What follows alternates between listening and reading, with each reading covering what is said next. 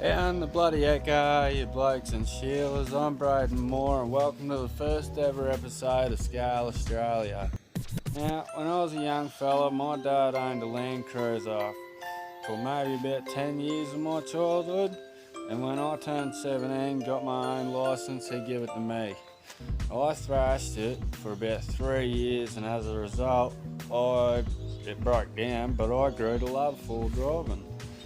About a year and a half ago, I got sick of not being able to full drive, so I did the next best thing within budget, and that was to buy a microcrawler. But I didn't want something that I couldn't upgrade or customise its level of performance. That's why my first RC hobby grade car ever was a SCX24 from Axial. The aftermarket possibilities are endless for this, from having a low centre of gravity and setting it up for competition crawling, to jacking it up and putting high speed gears in it for more of a monster truck style, and everything in between. But even though it's a great RC car and amongst one of the best RTR microcrawlers on the market at the moment, I do have a few issues with it. Now, as you can see, my deadbolt's far from stock, and that's sort of my problem.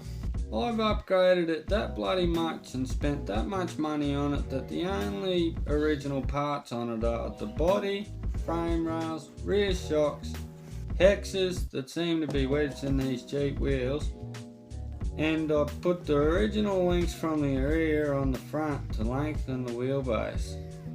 Everything is either upgraded or replaced, which in my opinion sort of defeats the purpose of buying the bloody thing in the first place. On the other hand, if I brought something that didn't have the wide span of upgrades that this thing does, would I be where I am with it today? This thing, as I've upgraded, has inspired me to start my own YouTube channel and learn more about every aspect of this hobby. If I were to start again with what I know now, I would probably build a crawler from scratch, or maybe just buy a cheaper crawler. The SCX24 is far from the cheapest crawler on the market at the moment, and I even heard that there's one that shares the same chassis. Well, I hope what we talked about has given you some sort of decision. Like I said, a really good crawler out of the box, which explains the relatively high price and the wide span of aftermarket parts available for it. But if you plan on upgrading every single part on the car, what's the point in buying it, really? All jokes aside, the RC car that makes you the happiest is the one that puts the biggest smile on your face. This one, WPLCR14, it puts just as big a smile on my face for completely different reasons.